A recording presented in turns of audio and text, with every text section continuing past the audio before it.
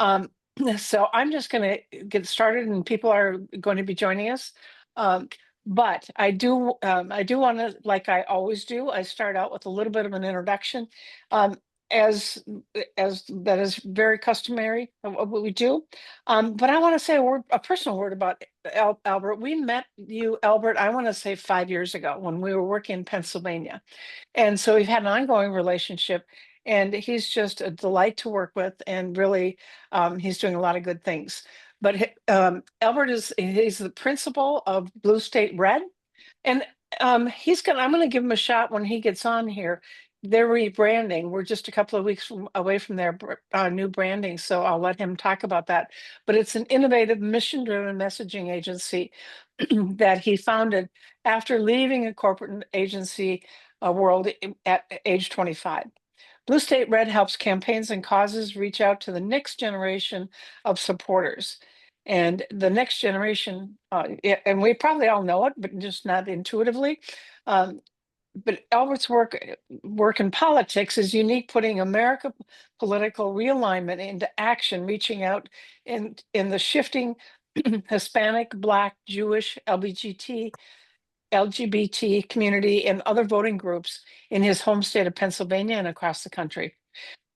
Albert has served as an advisor on the campaign for local to national, including advising outreach to diverse voters groups in dozens of federal races.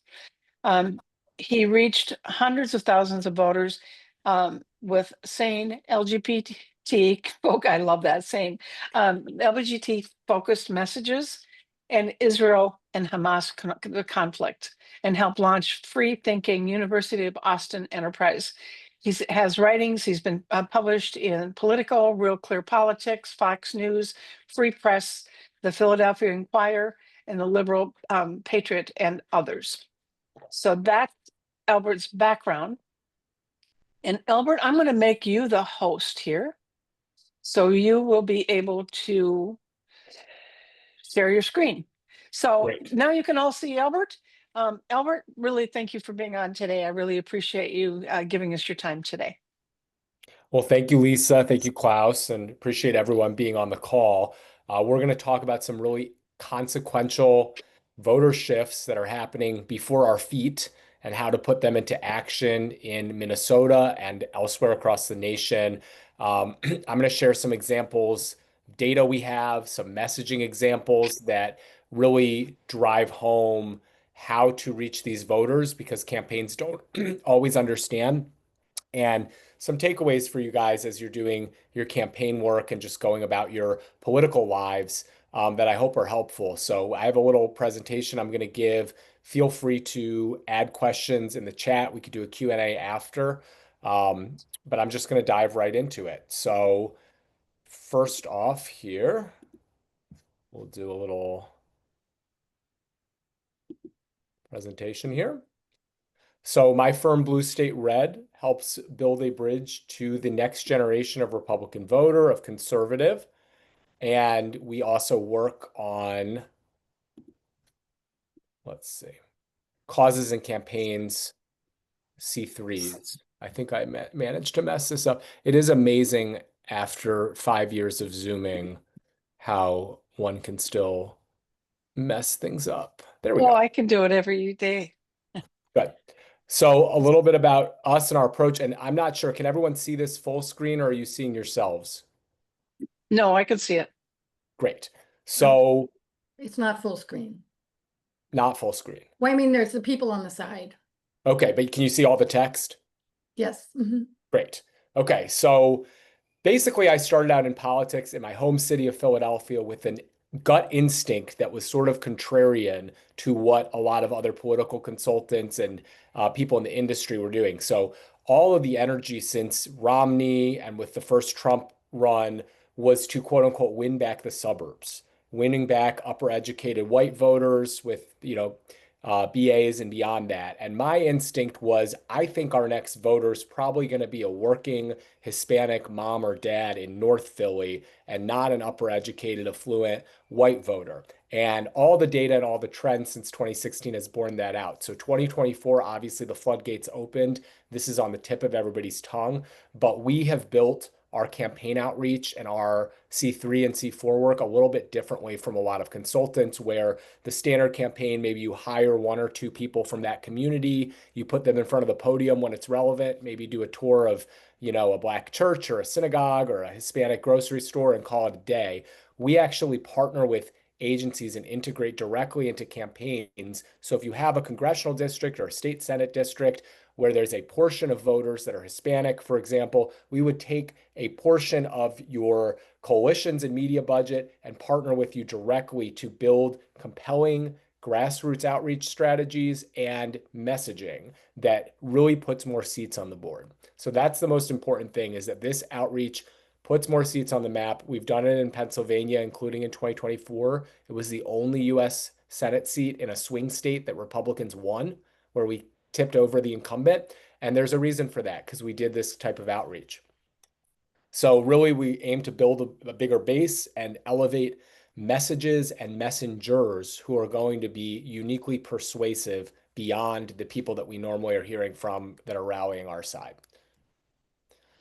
So we know from 2024, both from the data and from our anecdotal conversations, our newest voters are non-white, religious or ethnic minorities, non-college. We have this sort of working class MAGA plus coalition, an emphasis on the plus, because we have the MAGA base voters, and then we have a lot of folks across the country, from Pennsylvania to Minnesota to California, who voted Republican for the first time in November. And our most important job in politics is to reach those people, not Labor Day of 2026, but starting now. So that's what my firm is doing. We're working with campaigns to do it. And how do we know? Not just from the data, but we know from our daily conversations with people. As a messaging specialist, I'm always talking to the lady at the grocery aisle. I'm always making it my job to talk to our cab driver, our Uber driver, whoever you can, because politics can be an echo chamber. It can be very insular. So really, one of the takeaways for folks is just talk to people who are outside of the communities that you might be normally networking with. I'm going to spotlight a little data from Pennsylvania.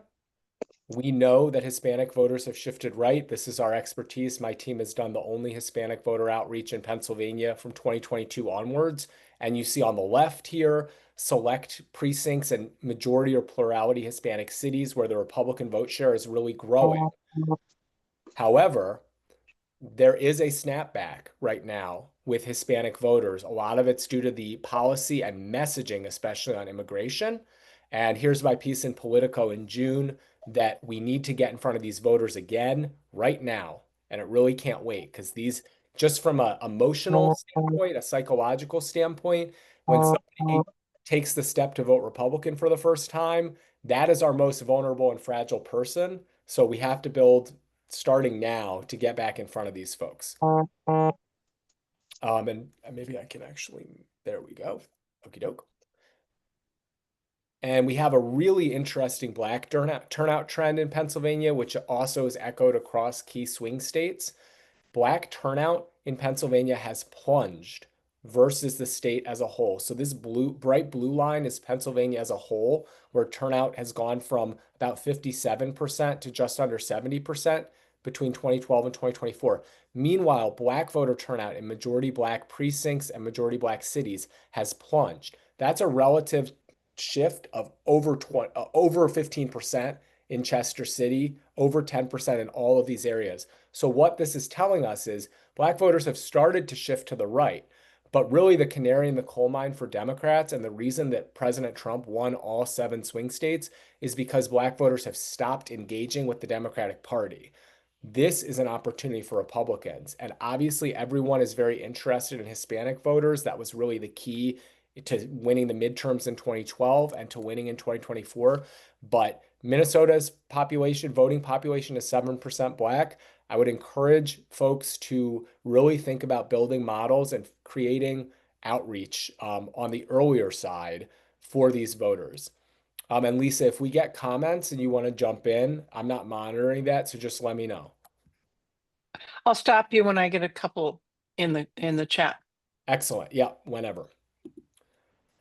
We're going to review one of the most fun ads of the cycle. I think people will recognize the kicker of it. And I want everyone to pay attention not just to the ad itself, but to the voiceover that's chosen in the last third of the ad, because they did something really special here. The Trump campaign was the first Republican campaign in my lifetime to really understand the opportunity with Black and Hispanic voters, especially men under 50. And we'll show a really compelling ad, the best one of the cycle, that stuck with voters. This is the Jim Heath Channel playlist of 2024 campaign ads. Kamala supports taxpayer-funded sex changes for prisoners. Surgery. For prisoners. For prisoners, every transgender inmate in the prison system would have access. Hell no, I don't want my taxpayer dollars going to that. Kamala supports transgender sex changes in jail with our money. Kamala even supports letting biological men compete against our girls in their sports. Kamala is for they, them. President Trump is for you. I'm Donald J. Trump, and I approve this message. So everyone loves that ad. The kicker's hysterical. If you notice, they chose a voiceover who sounds like Charlemagne the God, who's the MC at the beginning of the ad. They very carefully chose that voiceover. So voters who are seeing this or hearing the audio in their daily lives, it just feels seamless. So that's one thing to emphasize just from a messaging standpoint, very clever. And then obviously they didn't shy away from social issues. And I think it's really important for folks to know we can go on offense on social issues if it's framed the right way. Albert, we do have a couple of questions if you want to take a minute. Sure. First, Linda, she's asking, how did you choose the name of your company? So, well, it's funny because Lisa mentioned we're about to rebrand to Redbridge, but our entire concept starting in politics was delivering messages to blue constituencies, diverse voters, moderate voters, youth voters, and trying to flip them to our camp. And similarly in the conservative nonprofit world, reaching out with fresh messages and messengers to be persuasive to audiences we don't normally talk to. The next question Sam has is, can we get media strategy recommendations based on this data, particularly outlets and sources? Sam, what a great question. I have some further reading at the end of this, including some work we've done and some work I recommend from some other politicos. And it has really concrete, actionable campaign and media strategies. And I have some consolidated thoughts on it also. So we'll hold on to that. This is the Jim Heath Channel playlist. Sharing a case study from our work. This was the only state legislative flip in Pennsylvania. We got a READ award for our statewide Hispanic voter outreach. The only state legislative flip in Pennsylvania was in a diverse working class portion of Northeast Philadelphia, the city that I'm from. The best part of it is obviously this Inquirer screenshot where they were wetting the bed over this being the most embarrassing part of the 2024 election. In the center there is me and a team of bilingual Spanish-speaking grassroots organizers. We're heavy on relational organizing and communal organizing. That's something Lisa and Klaus know very well, which is why we work so well together. Handing out Spanish lit for our challenger, who was not Hispanic, but we bothered to print it and translate it, which really made an impact for people. And that on the left, the portion of the district that shifted the furthest to the right was the most diverse portion of the district. So this work really helps. And in seats, we all know from our lives in politics and just observing those seats that got to 48% and we couldn't get to 50+1. This is how we put more seats on the board, is this tactical outreach to the constituents within the broad-based messaging that we're already doing. So our team did the relational organizing. We did cross-channel Spanish language and English language media, including mail and digital, and obviously grassroots deployments. I'm going to play my favorite ad that we produced. We were READ Award finalists for this one. They gave it to a Democratic firm, which I still protest because I can't find one Latin group that shifted to the left this cycle. So I think the fix was in. But what you're going to notice, I'm going to play the Spanish language version of it. Here's the English script for everybody. And what I want people to see is we didn't just translate the basic broad-based message for Hispanic voters, we actually built a custom message that's going to be uniquely resonant to voters who have fled authoritarian regimes, who are concerned about government overreach because they've lived it themselves. And we name check Venezuela, Cuba, and Nicaragua. For you and I, for people who are outside the community, that might just be a talking point. But for people like that, they're really feeling it. So we were really proud of this ad. We ran it in Pennsylvania, and we ran it in New Jersey. ¿Cuál es el plan de Kamala y los demócratas de Pensilvania para la economía? Controles de precios a nivel nacional. Desplumar a las empresas grandes y pequeñas con más impuestos. Destruir nuestra producción de energía para subir los costos. Como latinos, sabemos a qué conduce esta extralimitación del gobierno. Poder para los gobernantes. Pobreza para los trabajadores. Basta con mirar a Venezuela, Cuba y Nicaragua. Cuando los demócratas nos dicen que quieren abolir la empresa privada, llenar los tribunales y perseguir a sus oponentes políticos. Créanles. Pagado por la Coalición Hispana Republicana de Pensilvania. So I love this ad. I see some happy faces. The guy sounds great. The tone of it is great. We built this from scratch, script, translation at the native level, production, which is one of our specialties. We love Spanish language radio. It is probably the most effective, cost-effective new Republican vote generator that we have because it's very cheap, contrary to larger broad-based radio channels. So please get in touch with me. We'll have ways to do that if you have Hispanic voters you want to reach. And then just, again, note, it's culturally competent. It meets them where they are. Here's what we're doing in 2025 in Pennsylvania. We are going on offense with these voters. Every poll nationally shows that men and women competing in sports together is an 80-20 issue, really across demographics. When you translate into Spanish, I bet it's more like a 90-10. So we are blasting state Democrats. All of these blue states and swing states, all the Democrats are still on board with this radical social policy. So we've deployed the message on the left over mail and digital. And then we're building into a larger campaign that we are really excited about in English that's going to be tailor-made to reach working, independent, and Democrat voters on this issue.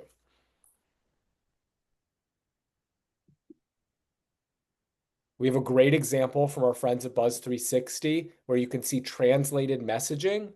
We have the English version, we have the Spanish version, we have a Chinese version. And this is the type of thing, if we're talking about voters in a Somali community or a Jewish community or a Hispanic community, there's a communal level that Republicans often fail to grasp, where we say, you know, here's our universal values. Do you like us or not? Vote for us. And what this is doing and what Buzz 360 is investing in is building this message. So you have a couple campaign sort of super volunteers who are within these ethnic or religious or racial minority communities who can then distribute the message, which is clearly translated, you know, resonant, and it shows respect. So you don't have to know everything. A lot of Republicans, strategists, campaign folks, they don't really know where to begin. Just show up, and you don't have to have all the answers yet. But doing things like this, I mean, Lisa, how much does this cost? $10 to translate, 20 minutes of your time? Yeah, that's about it. I mean, it's very easy to do. And Right. and you can see, you know, I was going to put in some Somalian because my home state is Minnesota and we have a very large Somali population and a lot of them are good Republicans. So we can do that as well. Yep. So again, not a huge cost, requires some vision, vision to see that these are our voters, and then you have to care to execute. So that's, you know, that's what we do. And I'd encourage everybody to either partner with firms like Lisa and Klaus's, with firms like mine to produce this type of messaging, or just ask, you know, but put your shoulders into it because there are more votes on the table. Here's a really great campaign we did for youth voters on Israel and Hamas. Obviously, we're seeing a civilizational conflict right now and a lot of propaganda. So we use messages that were going to be tailor-made for young left-leaning voters, taking Jews and Arabs completely out of it and just talking about treatment of gay and transgender people in Gaza versus in Israel. And our polling showed that this moved nearly a third of young Democrats over to supporting Israel. This is our favorite message of the campaign. Obviously, when I'm doing messaging for Republicans, I'm not using the word queer because it's an academic word and it's meaningless and it signals that you're far left.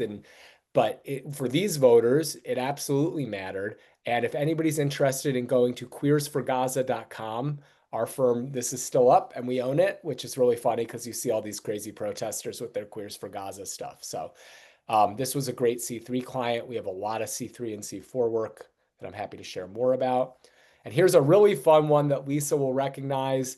We produced this, we would call it unhinged content.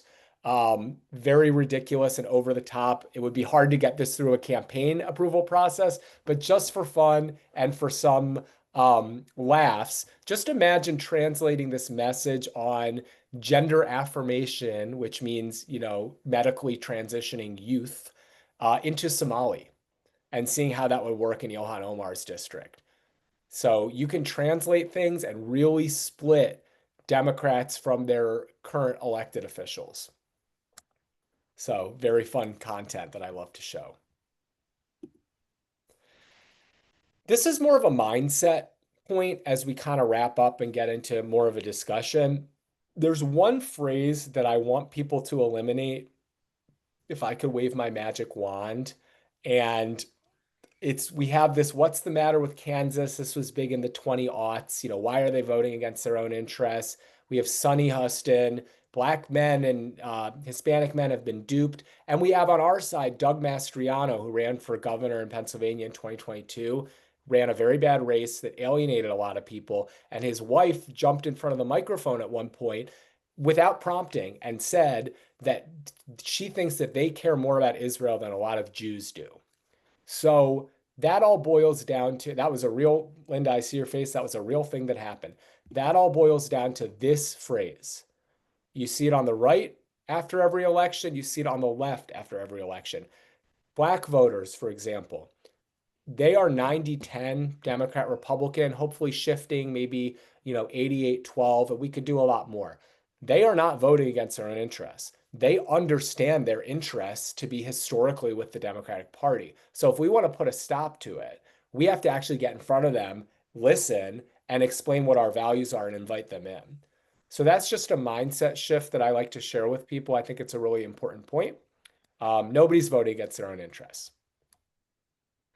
So a couple synthesized thoughts for people. You can feel free to take a screenshot of this if you're interested in kind of holding on to some of these items. This outreach and these strategies put seats on the map. We can all think of those races that got to 47%, got to 48%, or maybe that are going to be at 51%, but we're going to have to spend a lot of time and energy saving that seat.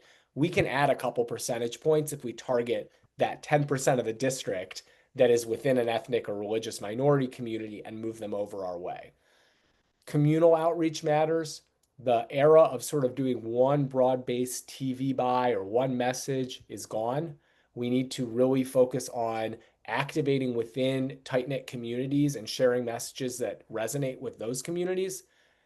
If you're not sure what to say, just talk to people, keep your ear to the ground, see what people are talking about beyond, the thought bubbles that we're all talking with each other.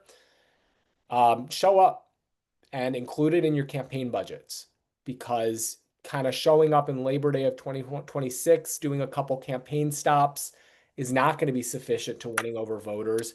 And even in the best campaign, you're only going to touch a very, very small fraction of the voters you're reaching out to. So build with your coalitions team, give them a budget and build in an advertising budget. And that's where my firm can come in and help you plan. If you're doing content, outreach, literature for targeting a community, ask multiple members of that community to proof it. Does this look right? Are we saying this the right way? Is this Spanish verb conjugated exactly right? Go back and forth with people. It really helps. And then the one thing to eliminate from all of our vocabulary and all of our mindsets is this idea that these voters who aren't with us yet have been voting against their own interests. We can help them see that their interests are with us, and we've got to show up. And finally, there are opportunities all around the country to go on offense and win more of these voters, put our foot on the gas. And it's something that should unite every conservative and every Republican, this type of outreach. So it's fun, it moves people, and there's big opportunities there.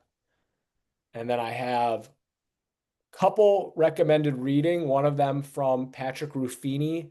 I don't know if anyone on this call is familiar with Patrick. He's an incredible pollster and demographer who has sort of charted this political realignment.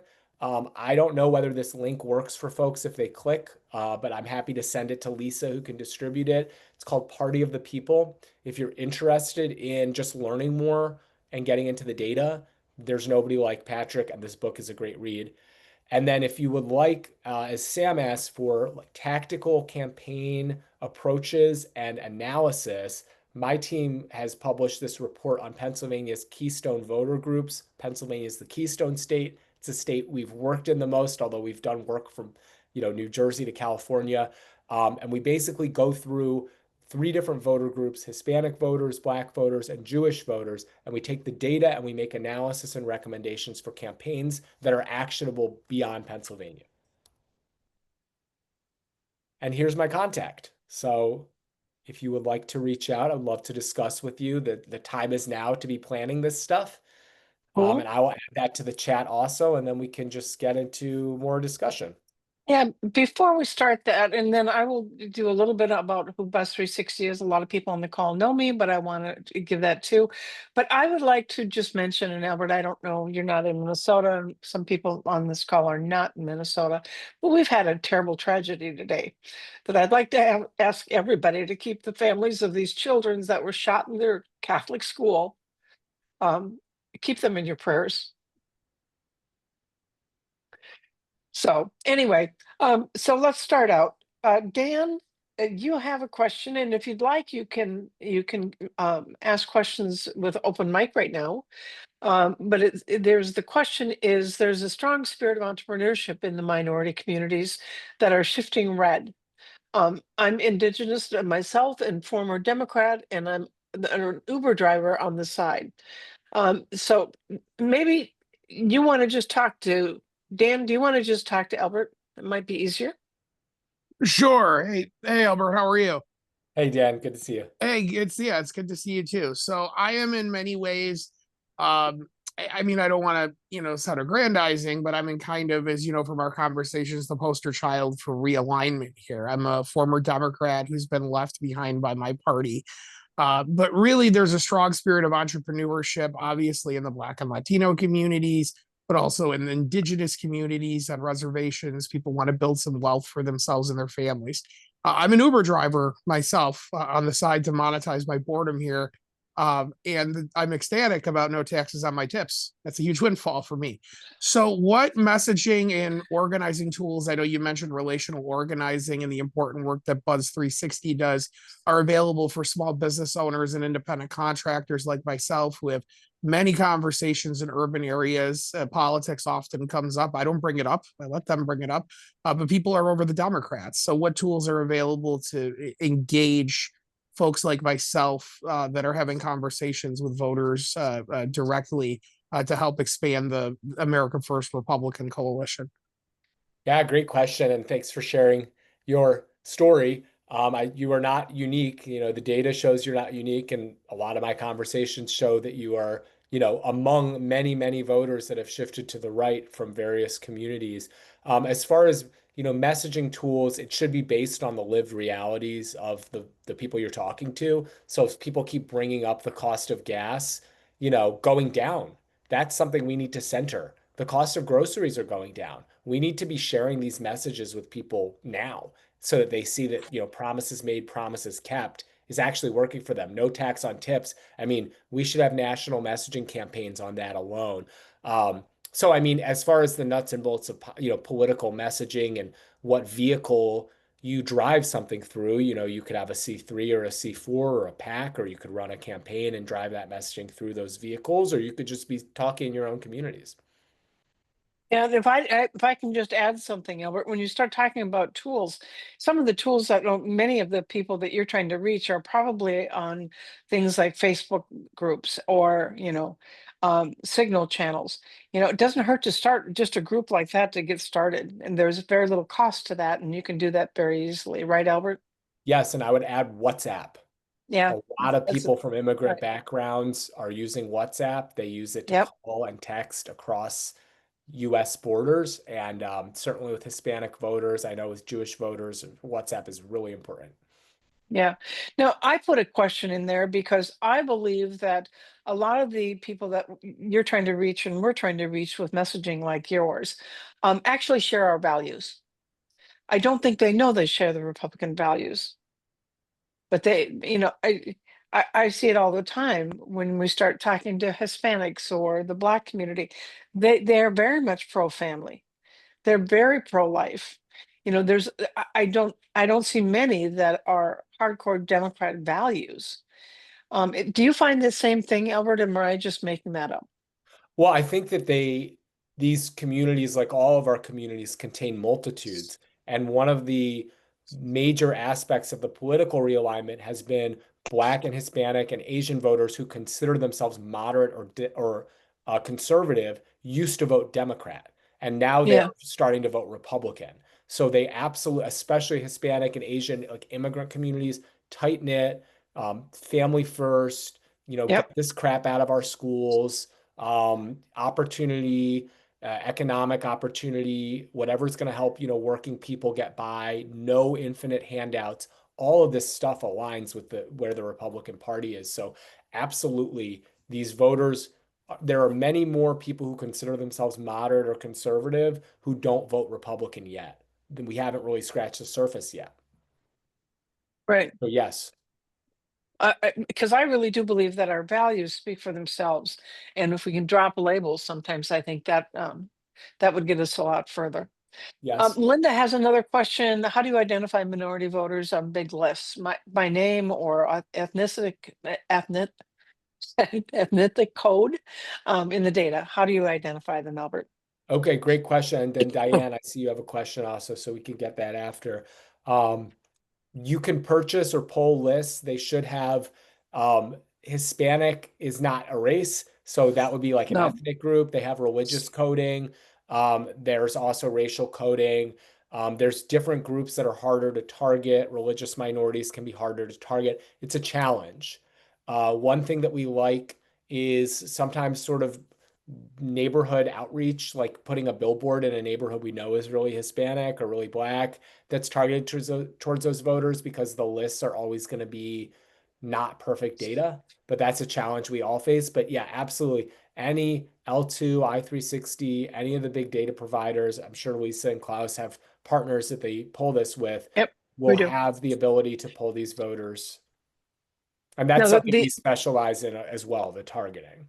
the group that I would think is more difficult to find is the LGBT community. Yes. Now, I speak only in Minnesota because I'm most familiar with that. But we do have something called the Log Cabin Republicans. I think we can go and talk to organizations like that. Yep. So, and you will find a lot of sort of normal gay voters, including myself, who are not asking for us to transition kids, who don't, I should not be competing against women in sports. It's absolutely ridiculous. So similar to what Lisa said, is, don't judge a book by its cover all the time. Right. If you know that there's a lot of conservatives in our various communities. There are. Diane, you had a question. Go ahead. Yeah, can you hear me? Yes. Yep. Okay. I've been making videos, made 5 videos. My son made a YouTube channel. He's been shooting the videos.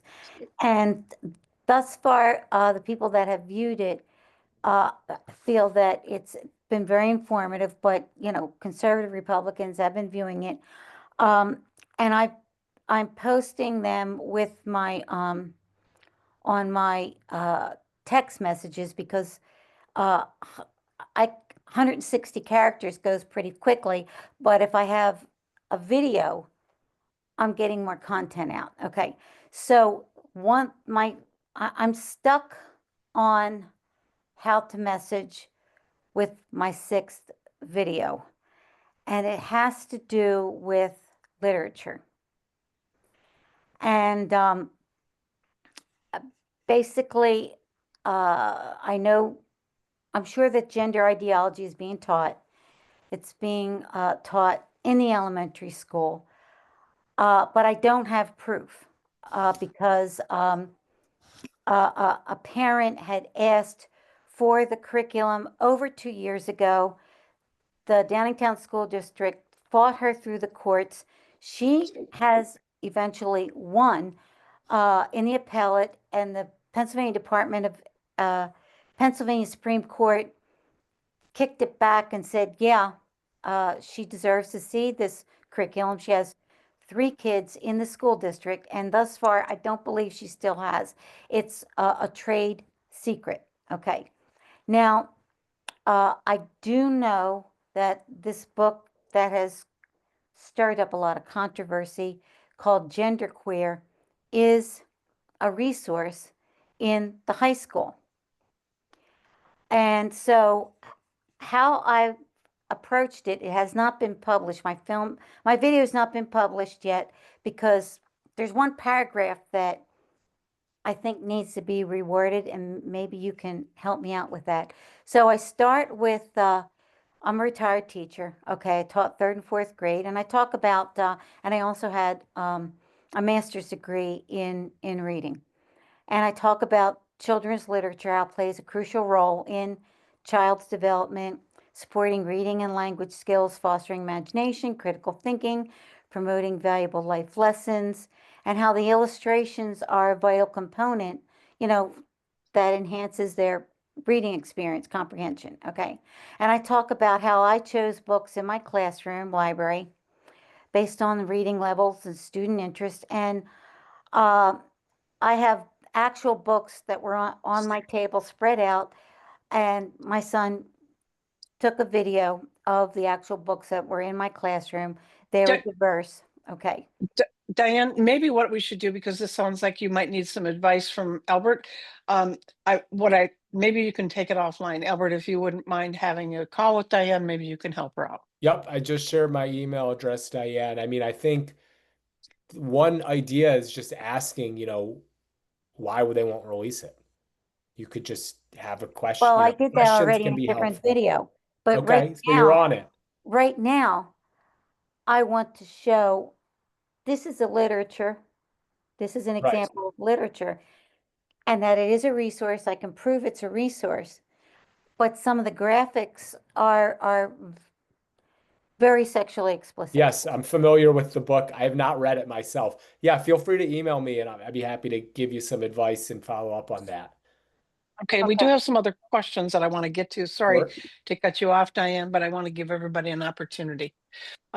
So Tammy, I have here, hi there, I find the hardest thing to do is garnering enough interest in even teaching to people or going out to speak to people.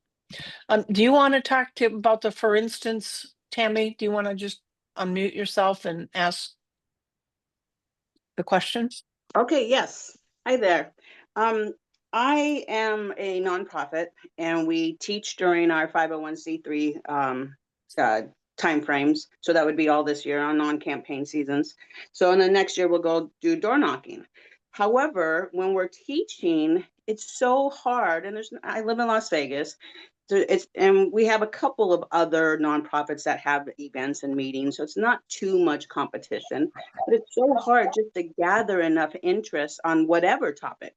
I mean, it runs the gamut on whatever topic to get enough people interested to even come to the classes. So we did very well in the campaign last year as far as our surveys and speaking door to door. We did do 700,000 doors and 500,000 texts and phone calls. So we did very well in that aspect. But to get to that point, I had to hire people that were really non-Republican and hope that they were actually doing the job. So that's where the classes come in to, to try to build that desire of wanting a better country, wanting a better city, wanting better life, wanting better, but everybody's so busy and it's so hard. It really is just to get them to come to class. And I was saying on the text message or the chat that even with you, I would think you would, with your name, you've been around for a while. I've seen you, and you would think even you would have more people, but you have 20. And that's about as many people as I get as well. So how do we get that interest going so that they come to our class to learn? Albert, let me take a first shot at this, and then I will turn it over to you, because I'm gonna give a push for relational organizing, because nothing gets people more engaged than a friend or a family member or a colleague or somebody from the book club asking them to get involved. That is the number one best way to get people involved. Albert, what do you think? Yeah, I would agree. I mean, I think the way that these communities have shifted voting wise, it's all kind of happening in a enmeshed community. So, the goal for you would be identify 3 or 4 people who are reputable and have networks who you can incentivize to champion what you're doing. I think that that's probably the most successful way. We have to remember we are social animals and we have certain DNA in our culture that, that's built in. And if I call my sister and ask her for something, it's going to be much more likely than if I call somebody I know a little bit, and certainly more likely than cold calling somebody. And Right. yeah, it's always a challenge. All of us are trying to do, our God-given work as best as we can, and we have our unique perspective, and we want everyone to care about it. It's very challenging to be, in the battlefield doing this type of work. But you have to believe that a group of 20 can make a difference. You have to believe that the work that you're doing, the impact you're making matters. And then you have to figure out ways to empower people to champion what you're doing.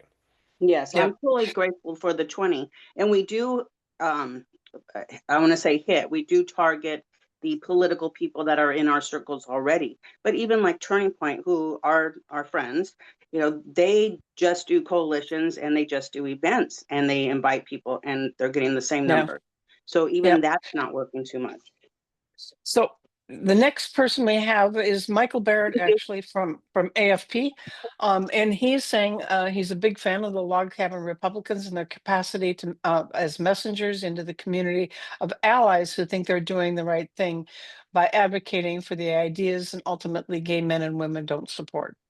I Yes. don't I know mean, if you have a comment on that, Albert. yeah, some do. I mean, some people are crazy, but I think it's really helpful to have, people from the communities we're looking to represent being the one speaking. And unfortunately, the out gay Republican in Congress was George Santos, and we don't have any others right now. So my team's working on that because it's much more reputable coming from my voice, something about gay or transgender issues, than it is from anybody else who's not in the community. And similarly, if you want a great messenger or a great candidate to make real inroads, you don't have to be from that community, but it helps. Yeah. Another comment, a great point about working class Democrats not knowing it yet. The blue collar guy and the blue collar from a blue collar city, my party left me behind. I hear this every day, you guys, every day. I like to say the left behind. Trump, Vance actually correcting outsourcing, correcting outsourcing. You're absolutely right. Michael Barrett, I have to leave early. Thank you, Lisa and Buzz360 for hosting. Albert, great presentation. Any other questions? If not, then I'm going to do my 5-minute plug and open it up for if anybody has any questions about Buzz360 or my company. And I'm going to, let's see, can I share? Yes, I can. I will just say I'm very open to further discussion and working with, just giving tips. This is what we do professionally as a firm. You have my contact in the chat there, but just a conversation with no, requirement. Obviously, this is what we think about all day. So we really believe in it. Can everybody see my screen? Yes, ma'am. Okay, good. So relational organizing, both Albert and I have talked a bit about it during his presentation. Obviously, that is our flagship product for Buzz360. Just a little bit about our background for people that don't know us. I know Albert had put this out on his LinkedIn, so there's a lot of people that we don't know. I am a founder of the company. My partner in in life and my partner in the business, and not so much crime, but you know, we're partners. We are the founders. We're Republican operatives and activists. Prior to this, we're Veteran Software Technologies. It was our second software company. The first one we sold to a very large company by the name of SAP. SwipeRed is an award-winning. We were the first, and we are still the leading relational organizing app to scale nationally. Our campaign experience runs from presidential, U.S. Senate, U.S. House, statewide, constitutional, county commissioners, all the way school board and advocacy groups. If you aren't following me, I would really put a plug in for the Relational Republican. It's my Substack. I would love to have you all read it, because we write things that are not necessarily plugging our our own product, but talking about relationships and how that can really help us win. I believe, as President Trump did with his neighbor to neighbor outreach, this is how we're going to win elections. We are an approved vendor with the RNC. So I'm just going to show you this slide. I'm not going to go through everything, but some of you are customers that have this part, the digital platform, and that's all they use.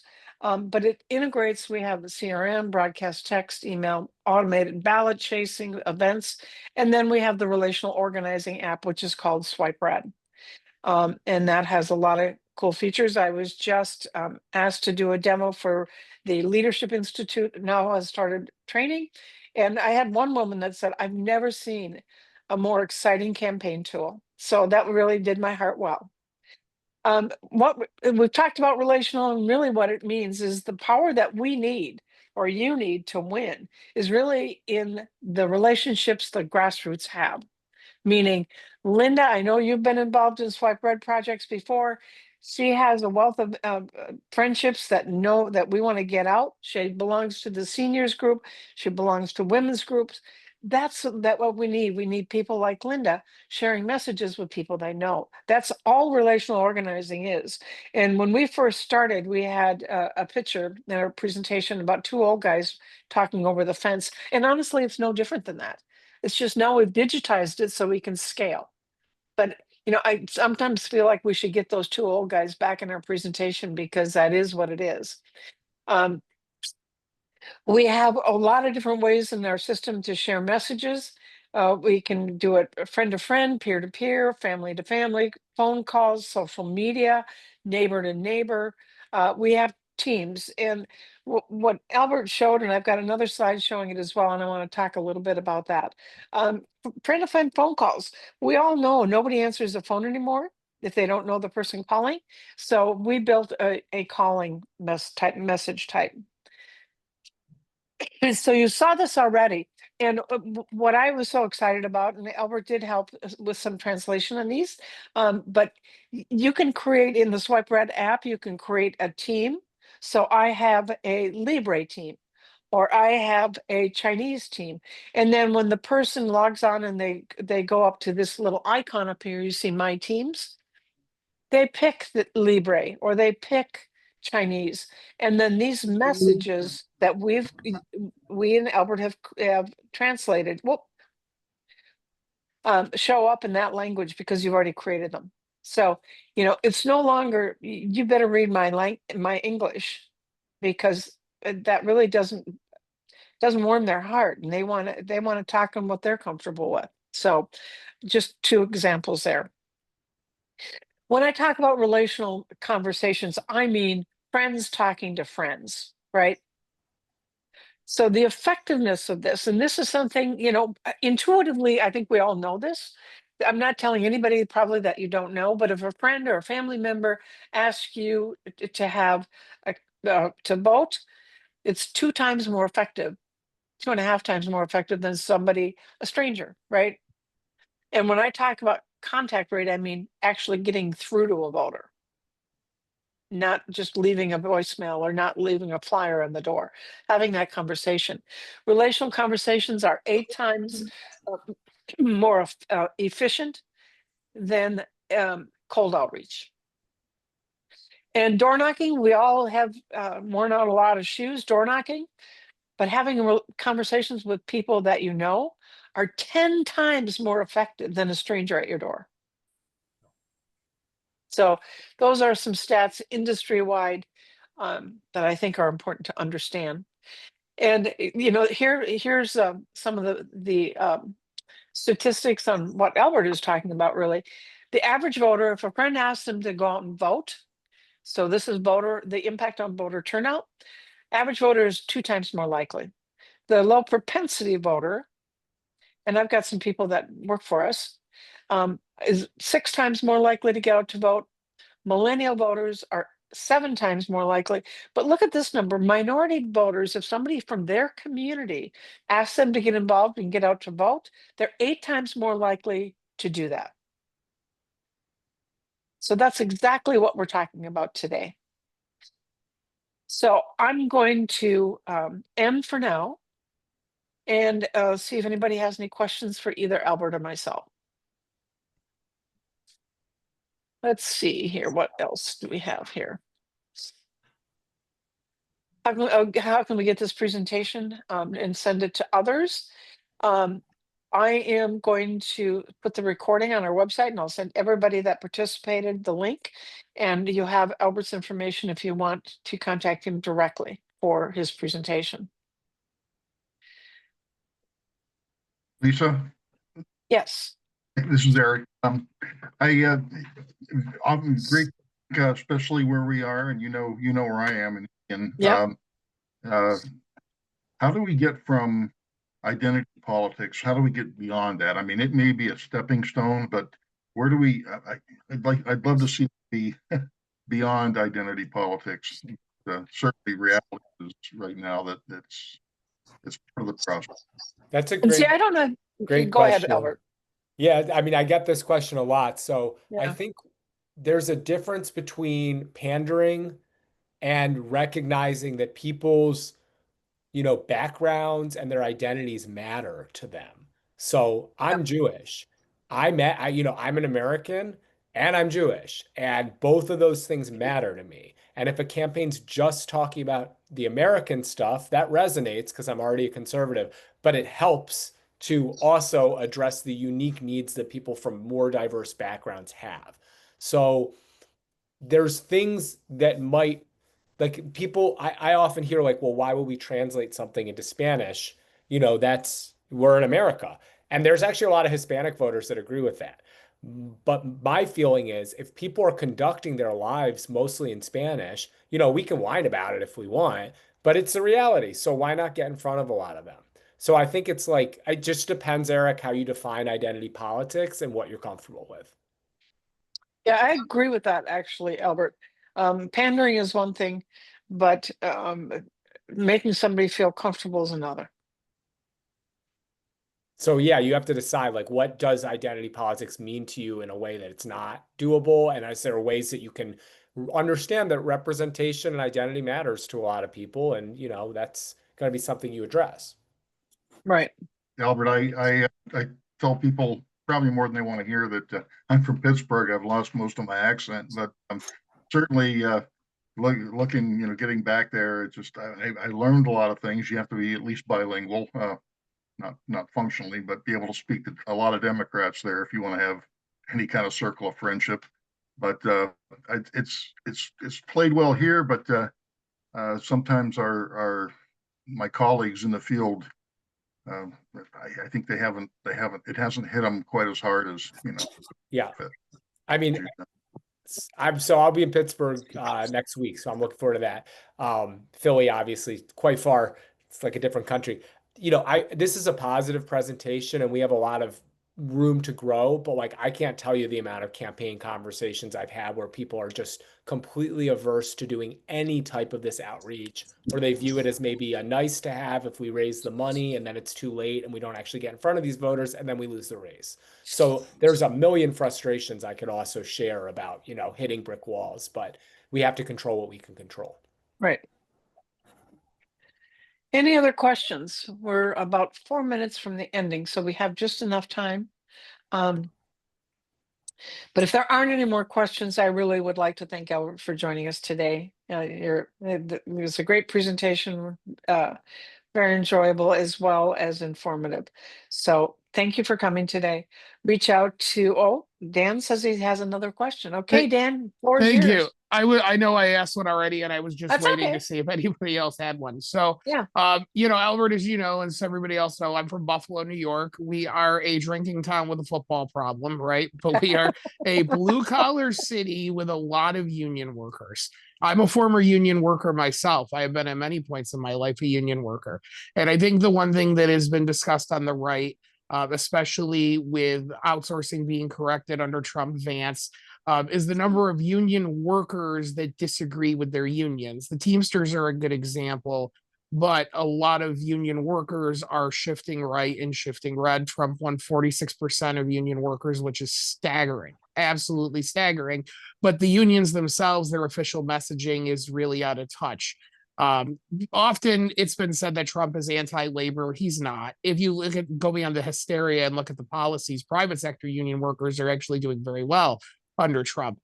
Relational organizing is a huge way, I think, to break the logjam. I'm just wondering if there are any efforts that are being discussed about or planned. I know there was a lot of conversations about minority. Again, I'm Indigenous myself, but to reach places. Vice President Vance's story was a huge part of my own realignment. The place I'm from is a shuttered factory town, just the way, just outside of Buffalo, just like Middletown. So what ways those blue collar union workers that are on the opposite side of what their unions officially are saying, what ways can we use relational to reach them? Lisa, you want to take this one? Yeah. So I think, I think one of the things that, and we actually teach a course on relational organizing, and I'd love to invite you to the next time. But one of the things that you have to think about when you're starting any relational program is who's at the center and the proverbial snowflake model. So we need to have somebody like you that is leading the charge, that knows other people. And I'm obviously a software person, but you don't need software. Set goals, get your core group together, have them ask 3 friends to go out and have coffee and talk about things that really matter. Don't talk about a candidate, don't talk about politics, talk about values. Because 99% of the time, I know I have a Democratic family, not all of them, but my son married into a Democratic family, and we share values. If we stop talking about Donald Trump and we stop talking about X campaign and start talking about how we feel, and those are the things that you need to do. And we can help you with that. We can, teach you how to do it. We can show you how to do it. Obviously, we have tools that will help you expand that. But it's kind of the snowflake model where you're at the center and you have to do some hard work in getting people that feel like you do to get them involved. Got it. Thank you. Yep. Any other questions?